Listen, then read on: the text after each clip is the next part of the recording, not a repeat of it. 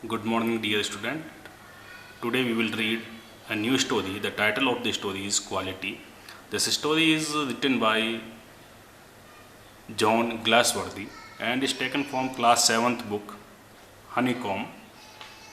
Before starting this story, first of all, I will tell you the summary of this story. बच्चों, ये story गैसलर brothers के बारे में हमको इन्फॉर्मेशन देती है। ये बताती है कि कैसे राइटर जॉन ग्लासवर्दी मिस्टर गैसलर ब्रदर्स को अपने बचपन के दिनों से जानता था, जबकि वो उनके फादर के लिए बूट्स बनाया करते थे। They were very famous boot maker and they made wonderful boots. वो काफ़ी फेमस बूट मेकर्स थे और बहुत अच्छे और सुंदर डिज़ाइन के बूट्स बनाया करते थे। राइटर हमेशा उन्हीं की शॉप से अपने शूज़ लिया करता था। गैसलर ब्रदर्स दो भाई थे। सारा का सारा वर्क वे खुद अपने हाथों से करते थे। कभी भी उन्होंने अपनी शॉप पे कोई भी सर्वेंट नहीं रखा था और हमेशा वे सब काम अपने ही हाथों से करते थे। राइटर्स फ्रिक्वेंटली उनकी शॉप्स पे जाया करता था और उन्हीं से बूट परचेज किया करता था। एक दिन राइटर किसी और कंपनी के बने हुए शूज़ पहन के उनकी शॉप पे पहुंच गया और जब मिस्टर गैसलर की नज़र उन बूट्स पे पड़ी तो कुछ नाराज़ होकर के उसका गुस्सा, मिस्टर गैसलर ब्रदर्स का गुस्सा उन बिग फर्म पे फूट पड़ा, जिनकी वजह से उनका सारा का सारा जो वर्क था वो छिन गया था। अब उनके पास करने के लिए काम बहुत कम बचा था, क्योंकि मिस्टर गैसलर का यह कहना था कि जो बिग फर्म्स होती हैं वे क्वालिटी की बजाय एडवर्टाइजमेंट पे ध्यान देती हैं, उन पे ज़्यादा पैसा खर्च करती हैं। इसकी वजह से कस्टमर उनकी ओर ज़्यादा अट्रैक्ट होते हैं बजाय हम जैसे छोटे शॉपकीपर्स के। हम लोग अपनी क्वालिटी पे ज़्यादा फोकस करते हैं, लेकिन आजकल लोगों को क्वालिटी की बजाय एडवर्टाइजमेंट ज़्यादा खींचता है और लोग बाग उन बिग फर्म्स की ओर खींचे चले जाते हैं। मिस्टर गैसलर अपने इस ट्रेड का रोना उसके सामने रोते हैं और बताते हैं किस तरीके से वह धीरे धीरे अपने कस्टमर्स को खोते चले जा रहे हैं और आने वाले दिनों में हो सकता है उनकी दुकान पे आने वाले कस्टमर्स की जो नंबर्स है वो काफ़ी ज़्यादा सीमित हो जाएं। फिर उसके बाद काफ़ी लंबे समय तक राइटर को कोई मौका नहीं मिलता है मिस्टर गैसलर की शॉप पे जाने का। लंदन से लौटने के बाद में एक बार वह फिर से उनकी शॉप की विज़िट करता है। उस समय वह देखता है कि जो मिस्टर गैसलर्स की 2 शॉप्स हुआ करती थी वे 2 शॉप्स अब सिंगल शॉप में ही रह गई है। जब राइटर उनसे इसका रीज़न पूछता है तो मिस्टर गैसलर कहते हैं कि अब जो बिज़नेस है वह इतना ज़्यादा प्रॉफिटेबल नहीं रहा, इस वजह से उन्होंने अपनी एक शॉप को सेल कर दिया। अब वे सिंगल शॉप में ही काम चलाते हैं। और नेक्स्ट टाइम फिर से जब राइटर उनकी शॉप पर जाता है, इस समय वह देखता है कि गैसलर जो है काफ़ी ज़्यादा एजेड लग रहे हैं। वह यह सोचता है कि ये जो भाई हैं ये शायद मिस्टर गैसलर के एल्डर ब्रदर हैं, लेकिन जब उसे मालूम पड़ता है कि मिस्टर गैसलर के एल्डर ब्रदर एक्सपायर हो चुके हैं और ये वही मिस्टर गैसलर हैं जिनसे वह शूज़ बनवाया करता था।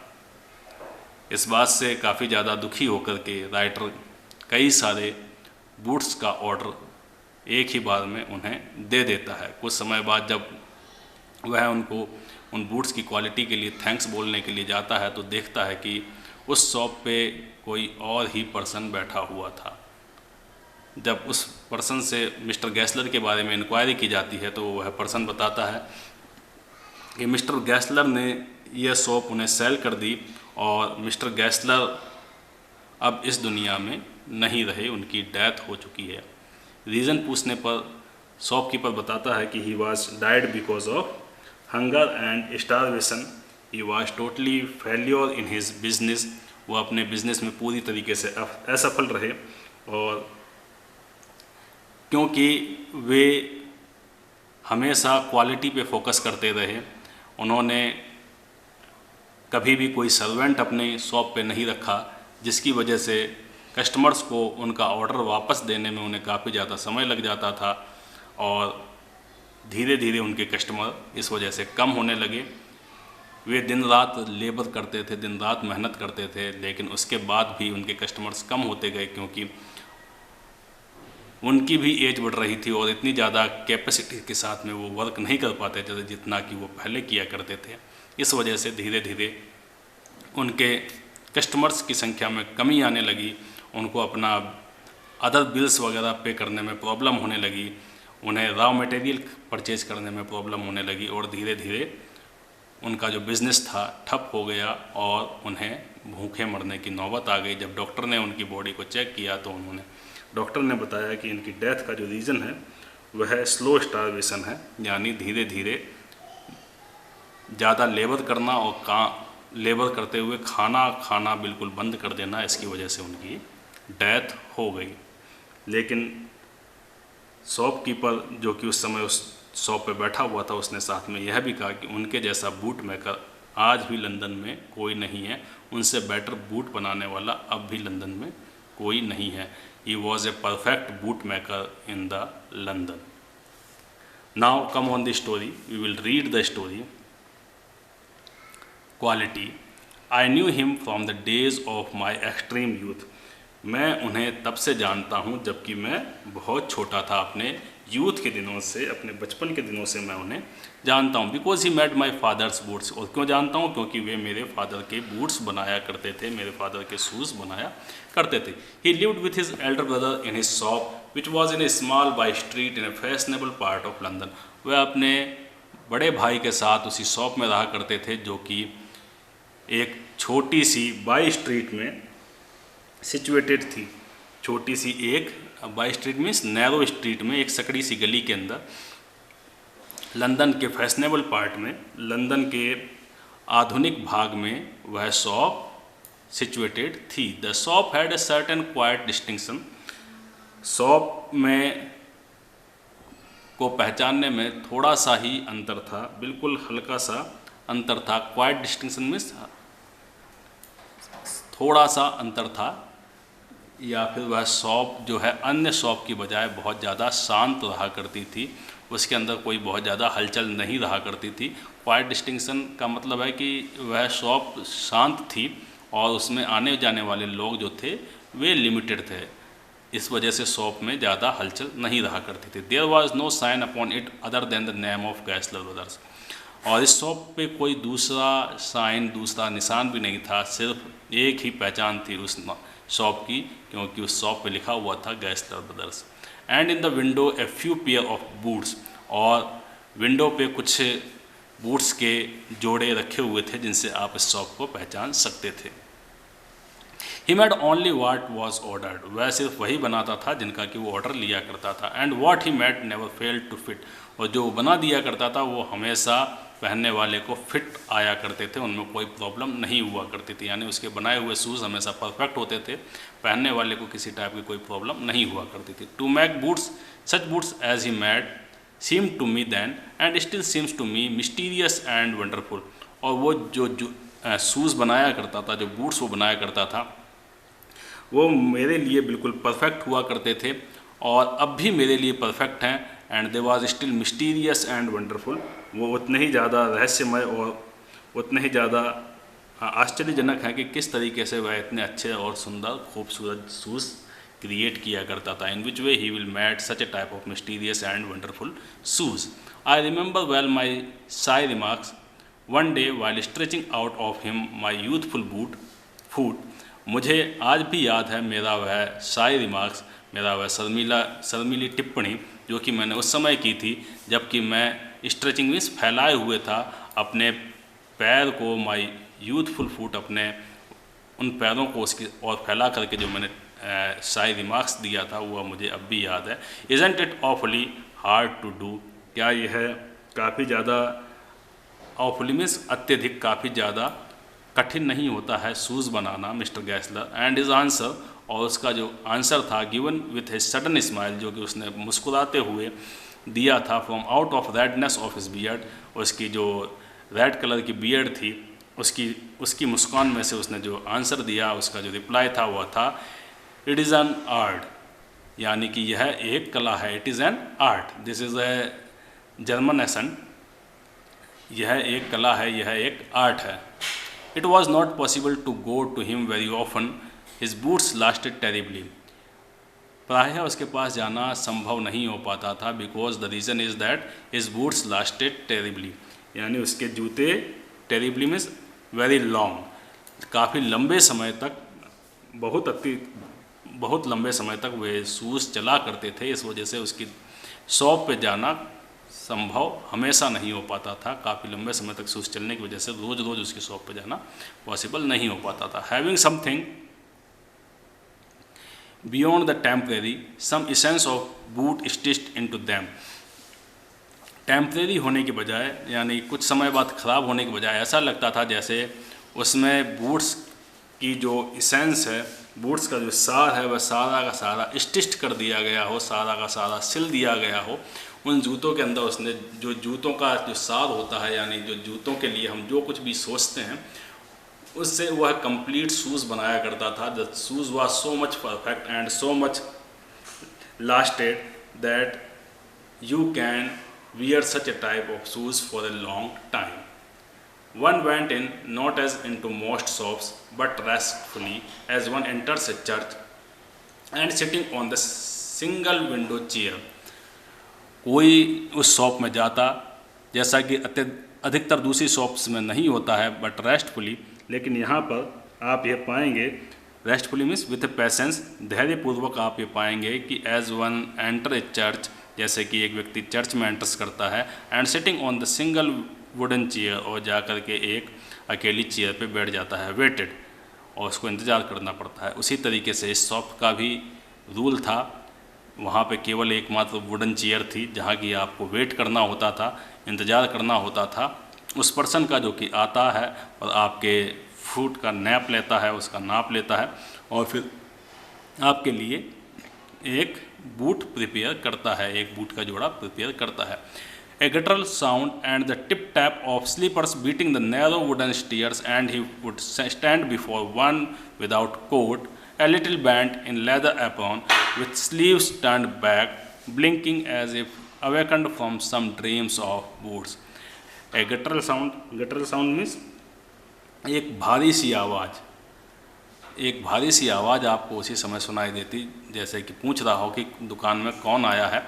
And tip tap of slippers, और फिर उसके स्लीपर्स की टिप टैप साउंड, उसकी स्लीपर्स की रगड़ने की आवाज़, जबकि वह उतरता था अपनी वुडन स्टीयर्स से, अपनी लकड़ी की सीढ़ियों से जब नीचे उतर करके आता था तो उसके स्लीपर्स की साउंड सुनाई देती थी। And he would stand before one without a coat, और वह मेरे सामने खड़ा होता था बिना कोट के, ए लिटिल बैंड, थोड़ा सा झुक करके, इन लेदर एप्रॉन, अपने लेदर के एप्रॉन में, लेदर के कपड़ों में, विथ स्लीव्स टर्न्ड बैक, जिनका की जो स्लीव्स होती थी, जिनकी की बाहें होती थी, वह चढ़ी हुई हुआ करती थी, वह बाहों को थोड़ा ऊपर चढ़ा लेता था। ब्लिंकिंग, अपनी पलकों को फड़फड़ाता था, as if awakened from some dream of boots, जैसे कि उसको बूट्स के ड्रीम से, बूट्स के सपने से जगा दिया गया हो, यानी वह बूट्स के काम में इतना मगन रहता था कि जब वह आता था तो उसकी पलकें, बार बार वह पलकें झपकाता रहता था और अपने लेदर एप्रॉन में मेरे सामने आकर के खड़ा हो जाता था।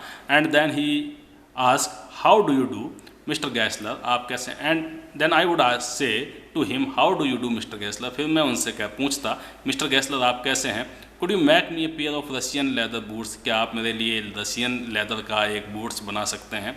Without a word he would leave me retiring when he cam, बिना कोई शब्द कहे वह मेरे को छोड़ जाता, और जब वह लौट करके आता, और into the other portion of the shop, जैसे कि शॉप के किसी दूसरे पोर्शन में चला गया हो। And I would continue to rest in the wooden chair, और मैं वहाँ वुडन चेयर पे उसका इंतज़ार करता रहता, रेस्ट करता रहता। Inhaling the incense of his trade, और जो उसके ट्रेड की, जो उसके व्यापार की जो खुशबू उसकी शॉप में बसी हुई थी, उस इंसेंस को, उसकी खुशबू को इनहेल करता रहता, उसी में श्वास लेता रहता, यानी कि जो चमड़े की जो स्मेल उसकी पूरी शॉप में थी, उस शॉप की स्मेल के साथ वह मुझे छोड़ करके चला जाता, और जब वह लौटता तब उसके पास क्या होता था, आइए देखते हैं। सून ही वुड कम बैक, शीघ्र वह लौट आता, holding in his hand a piece of gold brown leather, अपने हाथ में एक ब्राउन लेदर का पीस पकड़े हुए वह लौट करके फिर से आता, with eyes fixed on it, उसकी आंखें उसी लेदर के पीस पे जमी हुई होती थी। ही वुड रिमार्क, उसके बाद वह उसके ऊपर टिप्पणी करता, उसके बारे में, उसकी क्वालिटी के बारे में बताता। वाट ए ब्यूटीफुल पीस, कितना सुंदर टुकड़ा है यह लेदर का। When I too admired it, और जब मैं भी उस लेदर के पीस की प्रशंसा करता। ही वुड स्पीक अगैन, फिर दोबारा बोलता। When do you want them, आपको ये शूज़ कब चाहिए। एंड आई वुड आंसर, और फिर मैं उसे उत्तर देता, ओ as soon as you conveniently can, जब आप उसके लिए कन्वीनियंट हो सकें तभी मुझे ये शूज़ चाहिए। तो इस तरीके से वह उनको रिप्लाई दे दिया करता था, जबकि आप उसके लिए कन्वीनियंट हो सके, जब आप इजीली उन शूज़ को मेरे लिए अवेलेबल करवा सकें, तब ये बूट मुझे चाहिए। And he would say tomorrow fortnight, और वो कहता कि कल के बाद 2 सप्ताह के बाद में, फोर्टनाइट मीन्स आफ्टर 2 वीक्स और 15 डेज। और if he were his Elder brother I will ask my brother, और अगर उसका एल्डर ब्रदर वहाँ होता था तो वो पूछता था कि मैं अपने भाई से पूछ के आपको बताऊंगा। देन आई वुड मरमर, तब फिर मैं बड़बड़ाता था, अपने मन में बुदबुदाता था, थैंक यू, आपको बहुत धन्यवाद। Good morning mister Gessler, good morning. He would reply, वह भी उत्तर देता। Still looking at the leather in his hand, वह तब भी अपने हाथ में जो लेदर का पीस था उसकी और देखता रहता। And as I move to the door, और जब मैं दरवाजे की तरफ बढ़ता, I would hear the tip tap of slippers going up the stairs, तब मैं उसके स्लीपर्स की आवाज़ फिर से सुनता था, जबकि वह वापस सीढ़ियों पे चढ़ जाता था और जाकर के अपने स्टोर में काम करना स्टार्ट कर दिया करता था। To his dreams of boots, जहाँ कि उसके बूट्स का कारखाना था, जहाँ कि वह अपने बूट्स का वर्क किया करता था, उस और फिर से चल देता और वापस से अपने बूट के ऊपर काम करने लगता था। यानी कि ऊपर की साइड में उसने अपना एक कारखाना टाइप बना रखा था, उसने अपनी एक फैक्ट्री बना रखी थी जहाँ की वो वर्क करता था, और नीचे की साइड में उसने अपनी शॉप, जहाँ पे कि वह कस्टमर्स का वेट किया करता था और कस्टमर्स के नाप लिया करता था और कस्टमर से मीट किया करता था, उनसे मुलाकात किया करता था, उसके लिए नीचे का पोर्शन उसने छोड़ रखा था। I can not forget that day on which I had occasion to see him, मैं उस दिन को अभी नहीं भूल सकता हूँ जबकि मुझे यह कहने का मौका मिला था, mister Gessler that last pair of boots creaked you know, mister Gessler क्या आप जानते हैं कि जो पिछला जूता आपने मुझे दिया था वह क्रैक्ट करते थे, यानी कि वह आवाज़ किया करते हैं। ही लुक्ड एट मी, उसने मेरी ओर देखा, फॉर टाइम विदाउट रिप्लाइंग, बिना कोई उत्तर दिए कुछ देर के लिए उसने मेरी ओर देखा, as if expecting me to withdraw or qualify the statement, जैसे कि वह उम्मीद कर रहा हो कि मैं अपनी शिकायत को वापस ले लूँ, विड्रॉ कर लूँ, वापस ले लूँ, या क्वालिफाई कर दूँ, या फिर उसमें संशोधन कर दूँ मेरे स्टेटमेंट में जो मैंने बात कही है उसमें। Then said it should not have creaked it did I am afraid, it should not have creaked, इसका मतलब है it should not have creaked, यह भी जर्मन एक्सेंट है, वह जर्मन की लैंग्वेज में बोल रहा है, यह क्रीक्ड नहीं करते होंगे। मैंने कहा आई डिड कि ऐसा करते होंगे और मैं थोड़ा भयभीत भी हुआ। Again he said you got them wet before they found themselves, आपने उन्हें पहले ही गीले कर दिए होंगे जब तक कि आप उनको पहन पाते, आपने उनको भिगो दिया होगा, शायद इसीलिए वे आवाज़ करने लगे।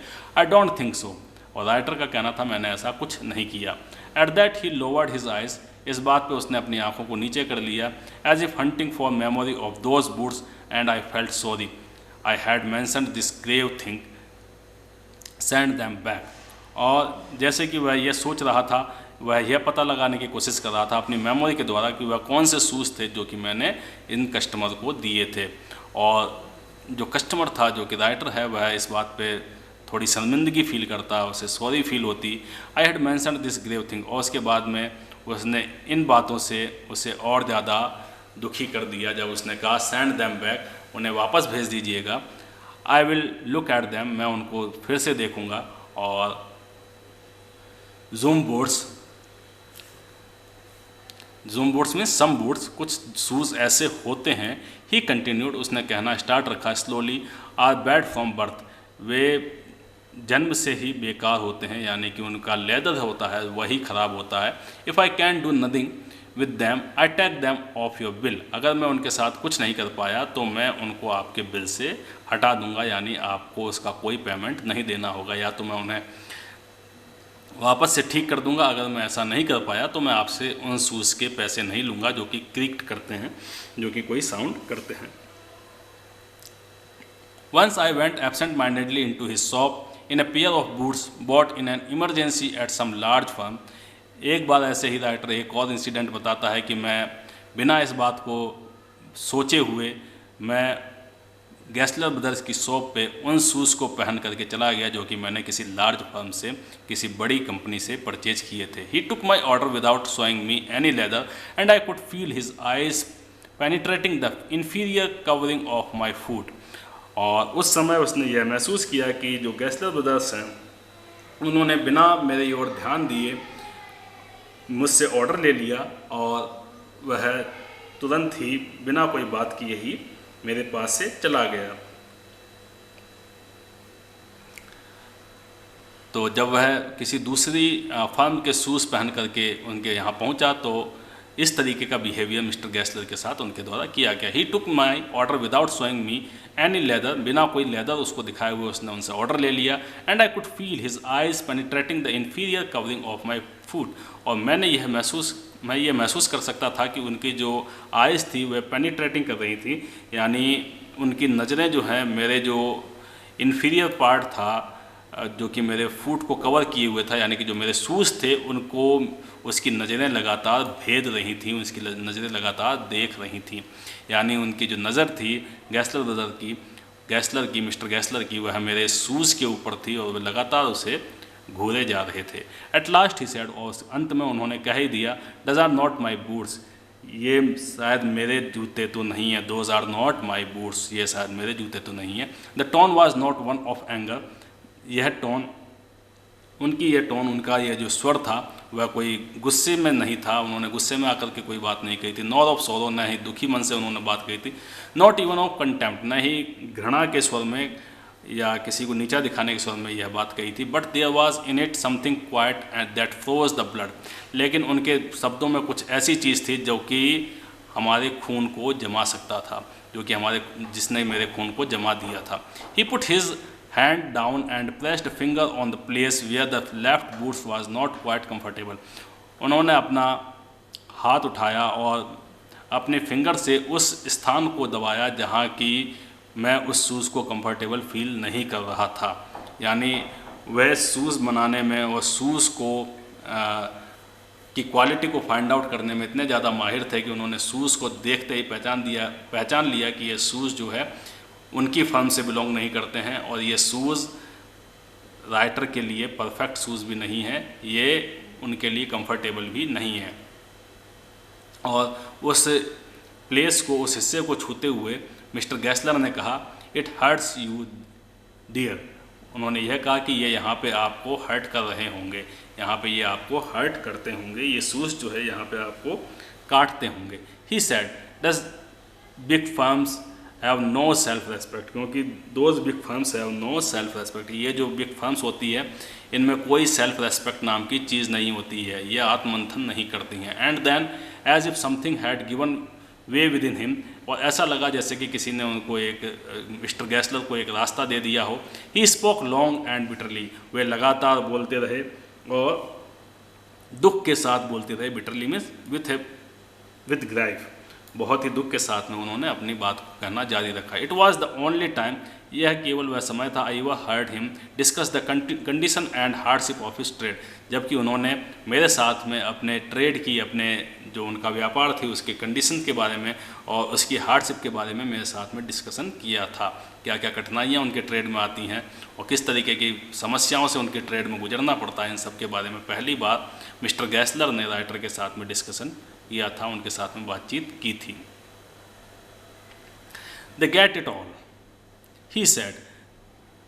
They get it by advertisement, not by work. वे सब ले लेते हैं, और वे सब किस तरीके से ले लेते हैं? Not by work but by the advertisement. वे सारे के सारे कस्टमर्स को इसलिए ले लेते हैं क्योंकि वे वर्क के बजाय एडवर्टीजमेंट पे, विज्ञापनों पे ज़्यादा ध्यान देते हैं। They take it away from us who love our boots. और उसने यह भी कहा कि they take it away from us who love our boots, उन्होंने हमारे उन कस्टमर्स को भी हमसे दूर कर दिया जो कि हमारे बूट्स को प्यार किया करते थे, हमारे बूट्स ही हमेशा पहना करते थे। It comes to this presently I have no work. और यह अब इस तरीके से हो गया है कि अब मेरे पास भी कोई बहुत ज़्यादा काम नहीं बचा है, मेरे पास भी कोई काम नहीं बचा है। Every year it gets less, और प्रत्येक साल काम जो है कम ही होता जा रहा है। यू विल सी, आप देख रहे होंगे कि किस तरीके से धीरे धीरे काम कम होता चला जा रहा है। मेरे पास कस्टमर्स बहुत कम हैं, और जो मेरे कस्टमर्स से जो कि मेरे बूट से लव किया करते थे, अब धीरे धीरे वो भी एडवर्टीजमेंट के चक्कर में आकर के उन बिग फर्म्स के ही कस्टमर बनते चले जा रहे हैं। And looking at his lined face I saw things I had never noticed before. और पहली बार मैंने उसके जो लाइनिंग फेस था, जो कि बुजुर्ग व्यक्तियों के चेहरे पर जैसे लाइन्स पड़ी होती हैं, उसकी ओर ध्यान से देखा, जिसको कि मैंने आज से पहले कभी इतना ध्यानपूर्वक नहीं देखा था। Bitter things and bitter struggle and what a lot of grey hairs there seemed suddenly in his red beard. कई सारी दुख भरी चीज़ें, कई सारा दुख भरा स्ट्रगल, और जो बहुत सारे ग्रे हेयर्स, जो बहुत सारे सफ़ेद बाल जो थे, वो अचानक से चमकते हुए मुझे उसकी रेड बियर्ड में दिखाई देने लगे, जो कि आज से पहले मैंने कभी ध्यानपूर्वक नहीं देखे थे। जो ग्रे हेयर्स आज से पहले मैंने कभी, इन सफ़ेद बालों को मैंने कभी ध्यान से नहीं देखा था, आज वो मुझे सफ़ेद बाल भी दिखाई देने लगे। यानी उसका दुख और मिस्टर गैसलर के दुख और तकलीफ़ों को पहली बार जो है राइटर ने समझा था कि किस दुख से और किन किन तकलीफ़ों से मिस्टर गैसलर को इस ट्रेड में गुजरना पड़ रहा है, और किस तरीके से वह कंपटीशन कर रहे हैं बिग फर्म्स के साथ में, जो कि काफ़ी ज़्यादा क्वांटिटी में एक साथ शूज़ बना देती हैं, जिनमें क्वालिटी नाम की कोई चीज़ नहीं होती है। सिर्फ एडवर्टीज़मेंट की वजह से वे कस्टमर्स को अपनी ओर अट्रैक्ट करती हैं, जबकि मिस्टर गैसलर के पास में एडवर्टीज़मेंट नाम की कोई चीज़ नहीं थी। वे हमेशा क्वालिटी पे ही फोकस करते थे। As best I could I explain the circumstances of those ill omened boots. और जितना अच्छे तरीके से मैं एक्सप्लेन कर सकता था, मैंने उन परिस्थितियों को उनके सामने एक्सप्लेन किया जबकि मुझे इन बूट्स को परचेज करना पड़ा। But his face and voice made so deep an impression that during the next few minutes I ordered many pairs. लेकिन उनकी फेस ने और उनकी आवाज़ ने मेरे ऊपर इतना गहरा असर छोड़ा था कि मैंने कुछ ही मिनटों के अंदर कई सारे शूज़ का ऑर्डर दे डाला। They lasted longer than ever, वे काफ़ी लंबे समय तक चले। And I was not able to go to him for nearly 2 years। और मैं वापस उनकी शॉप पे लगातार 2 साल तक जाने में सफल नहीं हो पाया। It was many months before my next visit to his shop. This time it appeared to be his elder brother handling a piece of leather. और काफ़ी महीनों के बाद में जब मैंने अगली बार उनकी शॉप की विज़िट की, तो उस समय मैंने देखा कि उनके जो बड़े भाई हैं वे एक लेदर का पीस लेकर के मेरे पास आए। वेल मिस्टर गैसलर, अच्छा मिस्टर गैसलर, आई सेड, मैंने कहा, हाउ आर यू, आप कैसे हैं। ही केम क्लोज, वे मेरे पास आए एंड पीयर्ड एट मी, और मेरी तरफ झांक करके, मेरी ओर देख करके बोले, आई एम प्रीटी वेल, मैं बहुत अच्छा हूँ। He said slowly, but my elder brother is dead. उन्होंने बहुत ही धीरे से कहा और बताया कि लेकिन मेरे जो एल्डर ब्रदर हैं उनकी डेथ हो चुकी है। And I saw that it was indeed himself, but how aged and wan. और तब मैंने महसूस किया कि ये वही व्यक्ति थे जिनसे कि मैं हमेशा शूज़ का अपना नाप दिया करता था, और जो हमेशा मेरे लिए लेदर लेकर के आया करते थे, ये वही उनके छोटे भाई थे, एल्डर ब्रदर नहीं थे। लेकिन ये कितने ज़्यादा एजेड लग रहे थे, कितने ज़्यादा बुजुर्ग लग रहे थे, और कितने ज़्यादा वैन यानी कितने ज़्यादा पैल और वीक लग रहे थे, कितने ज़्यादा कमज़ोर दिखाई दे रहे थे। And never before had I heard him mention his brother. और इससे पहले मैंने कभी भी उनको अपने भाई के बारे में बातचीत करते हुए नहीं सुना था। Much shocked I murmured, oh I am sorry. इस बात से काफ़ी ज़्यादा दुखी होकर के मैं धीरे से बोला, ओह मुझे बहुत दुख हुआ। यस ही आंसर्ड, हाँ उन्होंने उत्तर दिया। He was a good man, he made a good boot. वह बहुत अच्छे आदमी थे और बहुत अच्छे शूज़ बनाया करते थे, बट ही इज़ डेड। लेकिन अब उनकी डेथ हो चुकी है। And he touched the top of his head. और उन्होंने फिर अपने सबसे सिर के सबसे ऊपर वाले हिस्से को छुआ। Where the hair had suddenly gone as thin as it had been on that of his poor brother. जहाँ की बाल जो है बहुत कम हो गए थे, जैसे कि वे अपने गए हुए भाई को याद कर रहे हों। So to indicate I suppose the cause of his death. मैं उनके डेथ के कारण की कल्पना कर सकता हूँ। Do you want any boots, क्या तुमको कोई शूज़ चाहिए? And he held up the leather in his hand, और वह लेदर का टुकड़ा लेकर के अपने हाथों में लेकर के आए और बोले, इट्स अ ब्यूटीफुल पीस, यह एक बहुत सुंदर लेदर का टुकड़ा है, यह एक लेदर का बहुत अच्छा पीस है। आई ऑर्डर्ड सेवरल पेयर्स, और मैंने कुछ पीसेस का ऑर्डर उसी समय उनको, सेवरल पेयर्स का ऑर्डर उसी समय उनको दे दिया। It was very long before they came but they were better than ever, उन शूज़ को आने में काफ़ी लंबा समय लगा, लेकिन वह पहले वालों से भी काफ़ी ज़्यादा अच्छे थे। One simply could not wear them out and soon after that I went abroad, मैं उन सारे शूज़ को नहीं पहन पाया और शीघ्र ही मुझे उसके बाद में अब्रॉड, विदेश जाना पड़ा। It was over a year before I was again in London, और लंदन आने में मुझे 1 साल करीब लग गया। And the first shop I went to was my old friends, और पहली शॉप जिसको कि मैंने विजिट किया हुआ मेरे पुराने मित्र की शॉप थी, यानी मिस्टर गैसलर की शॉप थी। I had left a man of 60, मैंने वहाँ एक 60 ईयर के व्यक्ति को छोड़ा था। I came back to one of 75, और जब मैं आया तो मैं एक 75 ईयर्स के बुजुर्ग व्यक्ति से मिला। Pinched and worn, he was pinched, he was very weak and worn and very old, who genuinely this time did not at first know me, जिसने कि genuinely मीन्स जिसने कि रियली वाकई में पहली बार में मुझे पहचान नहीं पाया कि मैं कौन हूँ। Do you want any boots, क्या आपको कोई शूज़ चाहिए? He said I can make them quickly, मैं उनको शीघ्र ही बना दूंगा। It is a slack time, यह एक स्लेक टाइम है। स्लेक टाइम मीन्स यह एक मंदी का समय है, यानी कि मेरे पास कस्टमर बहुत कम है, तो मैं आपको बहुत जल्दी शूज़ बना करके दे दूंगा। आई आंसर्ड प्लीज़ प्लीज़, मैंने उत्तर दिया हाँ बिल्कुल। I want boots all around every kind, मुझे सारी तरीके के शूज़ चाहिए, हर क्वालिटी के शूज़ चाहिए। I had given those boots up when one evening they came, one by one I tried them on, और जब अगली इवनिंग को मैं आया तो मैंने उन शूज़ को वापस ट्राई करके देखा। In shape and fit, in finish and quality of leather they were the best he had ever made, shape में और साइज़ में वे बिल्कुल फिट थे, वे बिल्कुल परफेक्ट थे, और क्वालिटी, लेदर की क्वालिटी में उनका कोई मुकाबला नहीं कर सकता था, वे सबसे बेस्ट क्वालिटी के लेदर शूज़ थे। आई फ्लू डाउन स्टेयर्स, मैं सीधा सीढ़ियों से नीचे उतरा। रोट अ चेक, एक चेक मैंने उनके नाम पे काटा। And posted it at once with my own hand, और मैंने अपने हाथों से उस चेक को पोस्ट कर दिया। ए वीक लेटर, एक वीक के पश्चात, पासिंग द लिटिल स्ट्रीट, उसी स्ट्रीट से गुजरते हुए, I thought I would go in and tell him how splendidly the new boots fitted, मुझे लगा कि मुझे उस शॉप पर जाना चाहिए और यह बताना चाहिए, मिस्टर गैसलर को यह बताना चाहिए कि कितनी स्प्लेंडिडली मीन्स कितनी भव्यता से, कितनी सुंदरता से ये जो बूट्स हैं कितने सुंदर मेरे पैरों पे लग रहे हैं और कितनी सुंदरता से मेरे पैरों पे बिल्कुल फिट बैठ रहे हैं। But when I came to where his shop had been, his name was gone, जब लेकिन मैं उसकी शॉप पे पहुंचा जहाँ की उसकी शॉप हुआ करती थी, हिज नेम वाज गॉन, उसका नाम वहाँ से हट चुका था, मिस्टर गैसलर के नाम का वहाँ कोई बोर्ड नहीं था। I went in very much disturb, मैं इस बात से बहुत ज़्यादा परेशान हो गया। In the shop there was a young man with an English face, shop के अंदर एक यंग पर्सन बैठा हुआ था जिसका कि जो कि एक इंग्लिश फेस वाला पर्सन था। Mister Gessler in, I said, mister Gessler यहीं अंदर हैं? मैंने उनसे पूछा। नो सर, नहीं श्रीमान। He said no but we can attend to anything with pleasure, लेकिन हम किसी भी चीज़ को आपके लिए किसी भी सेवा करने के लिए उत्सुक हैं। We have taken the shop over, हमने यह दुकान उनसे परचेज कर ली है। Yes yes yes, I said, but mister Gessler, हाँ हाँ ठीक है, लेकिन मिस्टर गैसलर कहाँ है? ओह, ही आंसर्ड, डैड, उसने उत्तर दिया, अरे उनकी तो मृत्यु हो चुकी है।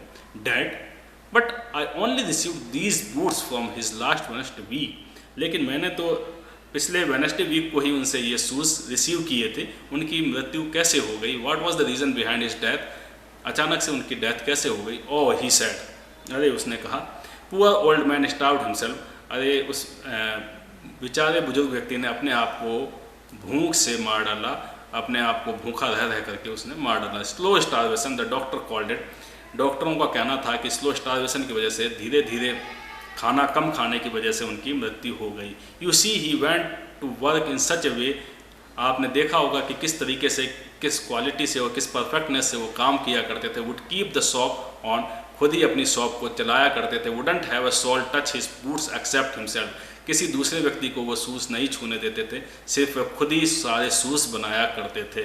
When he got an order, और जब उनको कोई ऑर्डर मिल जाता था, जब किसी शूज़ को बनाने का उन्हें ऑर्डर मिल जाता था, it took him such A time, और उसे उस काम में वो इतना तल्लीन हो जाते थे कि उन्हें काफ़ी समय उस शूज़ को कंप्लीट करने में लग जाता था। पीपल वॉन्ट वेट, लेकिन लोग इंतज़ार नहीं कर पाते थे। ही लॉस्ट एवरीबॉडी, इस तरीके से धीरे धीरे उन्होंने प्रत्येक चीज़ को खो दिया। पहले कस्टमर खोए, फिर कस्टमर आने कम हो गए, और धीरे धीरे उन्होंने हर चीज़ उन्होंने खोनी शुरू कर दी। And there he'd sit going on and on. I will say that for him, not a man in London made a better boot. मैं उनके लिए यही कहूँगा कि लंदन में कोई भी ऐसा व्यक्ति नहीं है जो उनसे ज़्यादा बेटर बूट्स बना सके, उनसे ज़्यादा बेटर शूज़ बना सके। But look at the competition, लेकिन आज के इस कंपटीशन को देखिए। ही नेवर एडवर्टाइज, उन्होंने कभी भी अपनी दुकान का एडवर्टाइज नहीं किया। Would have the best leather too, वे हमेशा सबसे परफेक्ट लेदर का, सबसे बेस्ट लेदर का यूज़ करते थे। And do it all himself, और वह खुद ही सारा काम किया करते थे। Well there it is, what could you expect with his ideas. आप उनके इन आइडिया से क्या उम्मीद लगा सकते हैं कि क्या इस तरीके से वे इतने लंबे समय तक जीवित रह पाते, क्या इस तरीके से वे अपने ट्रेड को सफल बना पाते। ऐसा सब कुछ करना एक व्यापारी के लिए बहुत कठिन है कि वह खुद ही सारा काम अपने हाथों से करे, किसी दूसरे व्यक्ति को वर्क न करने दे, क्योंकि आजकल के कस्टमर इतना ज़्यादा लंबे समय तक वेट नहीं कर पाते। बट स्टारवेशन, लेकिन भूख से, that may be A bit flowery, यह एक अतिशयोक्ति होगी। बिट फ्लावरी मीन्स यह बढ़ा चढ़ा करके बात को कहना होगा, एग्जेजरेशन होगा। एज द सेइंग इज, जैसा कि कहा जाता है, but I know my self he was sitting over his boots day and night. लेकिन मैं अपने आप से जानता हूँ कि वह दिन और रात शूज़ बनाने में ही तल्लीन रहा करते थे। To the very last you see, आपने आखिरी बार भी जब उसे देखा होगा तो उन्हें शूज़ बनाते हुए देखा होगा। I use to watch him, never gave him time to eat, मैंने उन्हें हमेशा शूज़ बनाते हुए देखा, उन्हें कभी भी खाने तक की फुर्सत नहीं मिलती थी। Never had Penney in the house, न ही उनके घर में काफ़ी ज़्यादा पैसा था। All went in rent and leather, सारा का सारा जो पैसा था या तो किराए में चला जाता या लेदर को परचेस करने में वो खर्च कर दिया करते थे। How he lived so long I don't know, वे इतने लंबे समय तक कैसे जीवित रहे मैं नहीं जानता। He regularly let his fire go out, और शीघ्र ही उनका जो शरीर था कमज़ोर होता चला गया। इस फायर गो आउट में उनकी जो शक्ति थी धीरे धीरे कमज़ोर होती चली गई। उनके शरीर की जो आग थी वो धीरे धीरे खत्म हो गई, यानी उनके शरीर की शक्ति धीरे धीरे क्षीण होती चली गई। They became weak. He was a character, वे अच्छे और विशेष व्यक्ति थे, उनके अंदर एक विशेष क्वालिटी थी। ही was A best character type of a person who create good boots, but he made good boots, लेकिन वे अच्छे शूज़ बनाया करते थे। Yes I said he made good boots, हाँ मैंने भी कहा वे बहुत अच्छे शूज़ बनाते थे। John Galsworthy. Thank you.